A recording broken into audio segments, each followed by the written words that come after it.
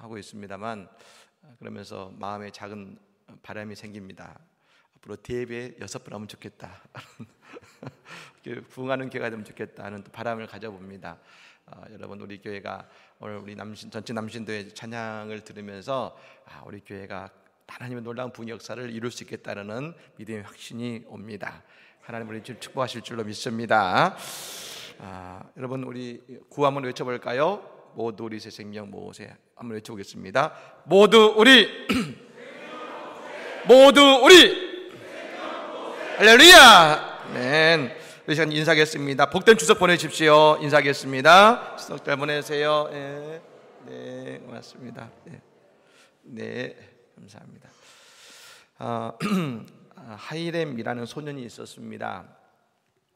이 소년 그 부모는 그를 양육하는 것이 귀찮아서 사실은 그를 어린 나이에 강제로 장기 사관학교로 보내버렸습니다. 우리나라는 없습니다만 미국이나 유럽 같은 데는 어릴 때부터 유치원생 때부터 사관학교처럼 마치 군인처럼 기숙사 생활을 한 학교들이 있지요. 거기에 이 아이를 보낸 것입니다.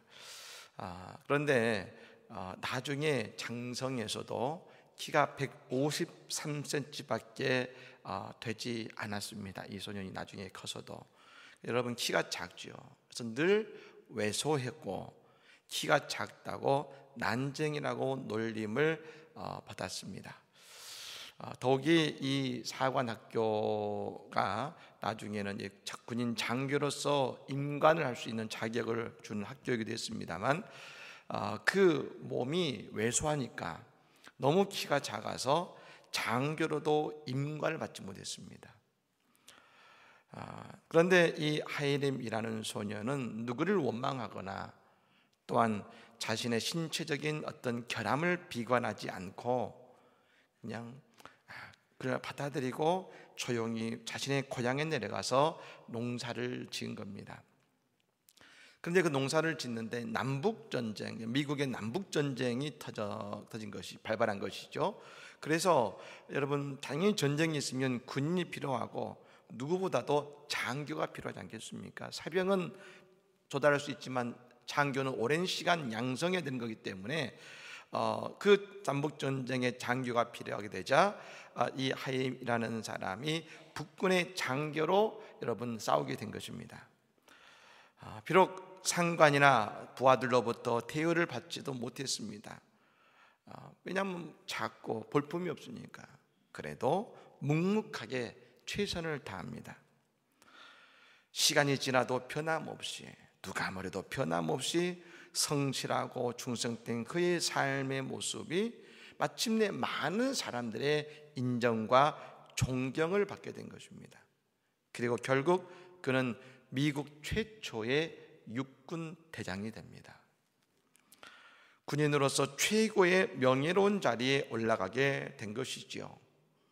키가 작아서 무시를 당한다고 여러분 적개심을 가지고 살면서 맡겨진 일에 충성을 다하지 않았다면 그런 영광은 다가오지 않았을 것입니다. 그뿐 아니라 미국 최초의 육군 대장이었던 그는 나중에 미국 제18대 대통령에 또한 당선이 됩니다. 그분이 누구냐면 율리시스 그랜트라는 미국의 대통령인 겁니다. 즉, 이 그랜트 대통령은 작은 자 같지만 그분은 결국 세계 최강국이라는 미국의 대통령으로 가장 큰 자의 모습이 된 것입니다. 우리는 오늘 바울이라는 위대한 그리스도교의 사도를 말씀을 보게 됩니다.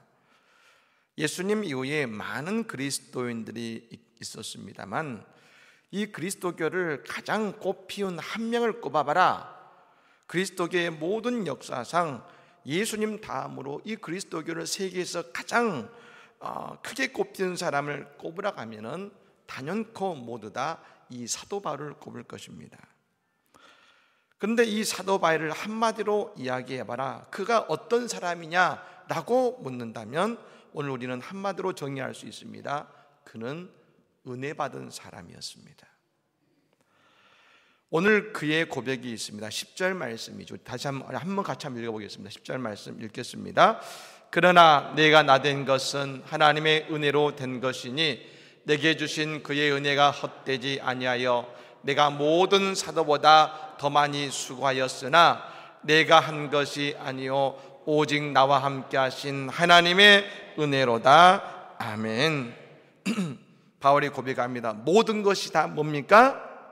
하나님의 은혜다. 은혜다. 여러분, 은혜란 거저받는 것 아니겠습니까? 은혜를 통해 두 가지로 말할 수 있습니다. 보이는 은혜가 있고 보이지 않는 은혜가 있습니다.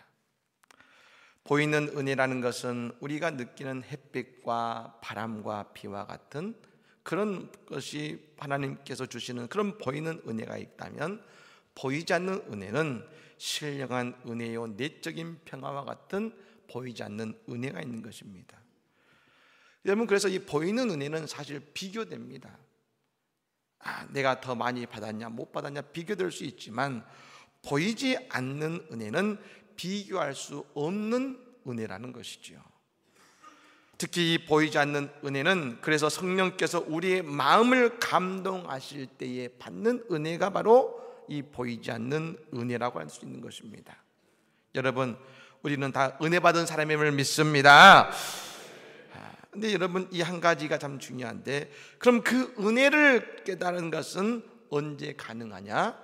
내가 작아져야 깨닫는 것입니다. 내가 작아져야. 오늘 바울 사도가 이 모든 것이 다 나와 함께 하신 하나님의 은혜라겠습니다. 그런데 그런 고백을 할 수 있었던 중요한 이유가 바로 앞에 있는 8절과 9절의 말씀에 나옵니다. 맨 나중에 만삭되지 못하여 난 자 같은 내게도 보이셨느니라. 나는 사도 중에 가장 작은 자라 하겠습니다. 여기까지입니다. 나는 사도 중에 가장 작은 자다. 여러분, 바울 자신이 맨 나중에 만삭되지 못하여 난 자라는 것은 이미 그곳에 뭡니까? 나는 다른 모든 사람들은 다 만삭이 되어 났지만 나는 그러지 못했으니 나는 다른 사람보다 부족합니다. 그리고 여러분, 사도 중에 가장 작은 자라는 말처럼 자신은 가장 작고 부족한 자, 철저한 작아짐의 고백이 그의 은혜의 고백입니다. 사실 바울 사도는 원래 자랑거리가 많은 사람이었습니다. 최고의 학문인 가말리알이라는 대학 사회 문화에서 공부했고요, 헬라 철학의 정통자였고 그런 로마 시민권을 가진 사람이었습니다. 그 당시 여러분, 로마 시민권은 대단한 권리이지요. 히브리인 중에 히브리인이었고 율법으로는 바리새인이고 율법의 의로 흠이 없는 자였습니다. 그런데 여러분, 그 모든 것이 다 대단하고 여겼습니다. 이것이 중요합니다. 자신이 대단하게 여겼습니다. 자기 스스로가 대단한 것이다. 그런데 여러분, 그에게 은혜는 없었습니다. 은혜가 없는 인생이어서 그는 어떤 삶을 살았냐면 늘 잡아들이고 늘 가두는 인생을 살았습니다. 은혜가 없으니까 그에게 감사가 없었습니다. 늘 부족하니까 더 채워야 된다고 생각했습니다. 그래서 하나님께서 바울을 사용하실 때 바울을 어떻게 만드셨냐면 철저하게 낮추셨습니다. 그럴 때에 그가 하나님에 의해서 낮추어지자 그에게 보이기 시작한 것이 있었습니다. 지금까지는 부족했고 그래서 늘 채워야 되는 인생이었는데 하나님이 그를 철저하게 낮추시자 그에게 보이기 시작한 한 가지가 있었죠. 하나님의 은혜가 보였습니다. 내 삶에 있는 하나님의 은혜가 보이기 시작한 것이죠. 그리고 그때부터 바울의 입술에는 감사가 넘치기 시작한 것입니다. 감옥과 수도원이 있습니다. 여러분, 보트로 보면 똑같죠. 한번 들어가면 나오기 어렵고, 아니 그나마 감옥은 낫죠. 형량이 끝나면 나올 수 있으니까요. 그런데 수도원은 한번 들어가면 죽을 때까지 나올 수 없습니다. 그리고 감옥과 수도원 모두 다 아침부터 저녁까지 엄격한 훈련과 규율을 따라야 됩니다. 그것을 여러분 며칠 끝내고 한 것이 아니라 수도원에 들어가면 들어가는 순간부터 죽을 때까지 그 규율을 어겨서는 안 됩니다. 그런데 여러분, 이 감옥과 수도원이 같이 보이는데 모든 것이 겉 비슷하지만은 한 가지 다른 것이 있지요. 그것은 뭡니까? 감옥은 불평과 불만으로 가득 차 있습니다. 반면 수도원은 어떠한가? 감사로 가득 차 있다는 것입니다. 공정 씨가 쓴 수도원 기행이라는 여러분 책이 있습니다. 유럽에 있는 많은 수도원들을 다녀보고 그 수도원에 대한 이야기들을 쓴 것이죠. 그 가운데 공정 씨가 쓴 수도원이 있습니다. 바로 아르정탱에 있는, 프랑스죠, 아르정탱에 있는 베네딕트 여자 봉쇄 수도원이 있습니다. 여러분, 이제 우리나라는 이제 그리스도 역사가 길지 않기 때문에 많지 않습니다만 유럽에 가면 참 수도원이 많습니다. 그 수도원은 누가 있냐면 수사들이 있죠. 그래서 여러분 수도사에 여러분 이 머리에 뒤집어 쓰는 그 수도사의 복장이 있습니다. 흔히 말하는 멍이라고 하는 수사들이 있습니다만 유럽에 가면 자주 볼 수 있고요. 그리고 그들도 세상에 나와서 여러 가지 일들도 많이 합니다. 근데 여러분, 이 베네딕트 봉쇄 수도원은 어떤 곳이냐면 다른 곳은 필요하면 나올 수도 있는데 이곳은 아예 철창과 이 쇠문을 달아가지고 한 번 들어가면 절대로 나올 수 없습니다. 그냥 들어가면 죽을 때까지 그냥 그 안에서만 살아야 되는 것입니다. 그리고 혹시 수녀님들을 만나더라도 어디냐면 절대로 그 철창 안으로 나올 수 없는 것이죠. 밖에서 봐야 되는 것입니다. 이 공지영 씨가 생각했습니다. 어떻게 그렇게 살 수 있을까? 그리고 도대체 이분들은 어떤 모습일까? 하고 궁금해하고 수녀님들을 만났을 때 공지영 씨가 깜짝 놀랍니다. 그 나오는 수녀님들은 너무나 그 모습이 밝고 어린아이 같은 환한 미소를 가지고 나왔습니다. 자신은 갇혀 있어서 어둡고 힘들겠지. 그 안에서 하지만 그분들은 안에서 자급자족하면서 오히려 만났을 때 어린아이 같은 미소로 공지영 씨를 맞아줄 때에 공지영 씨가 충격을 받은 겁니다. 어떻게 그럴 수 있을까?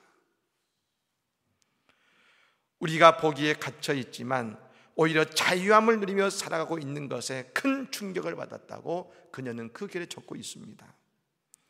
왜 가능할까요? 그게 우리는 이 넓은 것에서 마음껏 할 수 있는데도 자유함 없이 살아가고 있습니다. 마음껏 할 수 있지 않습니까? 하지만 우리는 자유함 없이 살아가고 있는데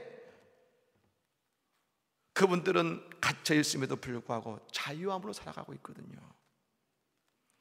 여러분, 이유는 공간이 그걸 결정하는 것이 아닙니다. 조건이 결정하는 것이 아닙니다. 내가 낮아질 때 나에게 드러나는 하나님의 은혜를 보면 여러분, 그 어디나 하늘나라 감사하게 됨을 믿으시기를 바랍니다.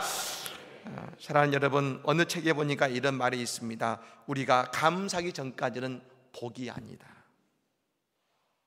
우리가 감사하기 전까지는 복이 아니다. 감사할 때에 그것이 복이 됩니다.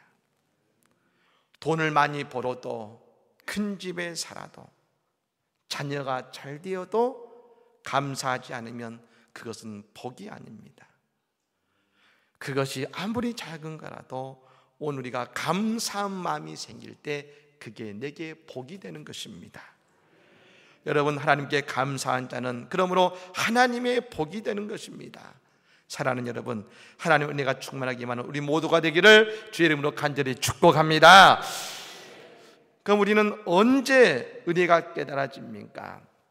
은혜는 성령의 능력이 임해야만 우리가 깨달아지는 것입니다. 에베소서 1장 17절부터 19절까지의 말씀에 이런 말이 나옵니다. 우리 주 예수 그리스도의 하나님 영광의 아버지께서 지혜와 계시의 영을 너희에게 주사 하나님을 알게 하시고 너희 마음의 눈을 밝히사 그의 부르심의 소망이 무엇이며 성도 안에서 그 기업의 영광의 풍성함이 무엇이며 그의 힘의 위력으로 역사함을 따라 믿는 우리에게 베푸신 능력의 지극히 크심이 어떠한 것을 너희로 알게 하시기를 구하노라. 똑같은 것을 보더라도 성령께서 우리의 마음의 눈을 밝혀주실 때만이 우리에게 깨닫는 은혜가 있고 그때 깨달아지는 은혜는 달라진다는 것입니다. 오늘 바울 사도가 얘기했죠. 내게 주신 그의 은혜가 헛되지 아니하여. 나에게 주신 하나님의 은혜가 헛되게 되지 않는다는 겁니다. 여러분, 내게 아무리 은혜를 주셨는데 내게 성령의 빛으로 그 은혜를 헛되이 여기면 그게 무슨 은혜고 무슨 복이 되겠습니까? 내 안에 성령의 빛이 임해서 은혜를 은혜로 알고 받아들일 때 여러분 그 인생이 축복의 인생 아니겠습니까? 유대인의 자녀교육법이라는 책 가운데 이스라엘 대사의 부인의 이야기가 나옵니다. 주한 이스라엘 대사를 아닙니다. 그 이스라엘 대사를 경험했던 대사의 부인의 이야기가 나옵니다만 그 분에게는 딸이 있는데 셋째 딸이 있었습니다. 근데 이스라엘에 있을 때 셋째 딸이 참 언어의 재능을 보이더라는 겁니다. 그래서 그 딸에게 다른 것이 아니라 언어만을 집중시켰습니다. 그래서 네가 하고 싶은 언어가 뭐니? 언어를 공부시키고 언어에 집중시켰더니 이 딸이 15살이 되니까 3기 국어를 하더랍니다. 여러분, 재능 이론에 의하면 초등학교부터 재능에 관련된 것에 집중시키면 국가적으로 인정을 받을 수 있다고 그랬습니다. 그리고 고등학교 때 발견돼도 마찬가지입니다. 그래서 여러분, 이스라엘에 살 때에 주변에 있는 모든 사람들, 어른들, 선생님들, 교회 분들, 친척들 모두 다 이 아이에게 공통적으로 뭐라 했냐면 너는 언어를 잘하니까 나중에 재능을 살려서 동시통역사가 되거나 그런 언어와 관련된 일을 하면 좋겠다. 계속 언어를 공부해서 더 많은 언어를 통해서 언어와 관련된 일을 하면 너는 더 인정받고 더 잘 될 거야 라고 이야기해 주었습니다. 근데 이 대사님의 가정이 이제 임기를 마치고 한국으로 돌아왔습니다. 한국으로 돌아온 이후에 이 딸아이에게 해주는 주변 사람들의 이야기를 듣고 이분이 깜짝 놀랍니다. 왜냐? 그 아이가 세계의 언어라는 것은 참 뛰어난데 그때부터 주위 사람들이 모두 이렇게 말했습니다.